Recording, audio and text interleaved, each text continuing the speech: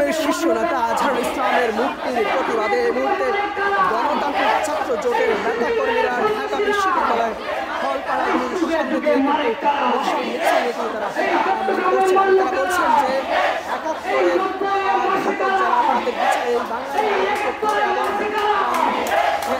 হয়নি হেরেছে রাজধানী ধরনের স্লোগান দিয়ে উত্তাল করে রেখেছেন ঢাকা বিশ্ববিদ্যালয়। বলছেন যে যে পথে লীগ গিয়েছে সেই পথে শিবির যাবে এবং ইত্যাদি ধরনের স্লোগান দিয়ে কিন্তু উত্তাল করে রেখেছেন ঢাকা বিশ্ববিদ্যালয়। বলছেন যে মোনালিসা হেভি ফ্লো 15 পিস প্যাকেটের সাথে 8 পিসের একটি প্যাকেট একদম ফ্রি। আজহারুল ইসলামের যে মুক্তি রয়েছে সেই মুক্তির প্রতিবাদে কিন্তু তারা প্রথম থেকেই ঢাকা অর্থাৎ ছাত্র শিক্ষক কেন্দ্রে মিছিল নিয়ে হলের সামনে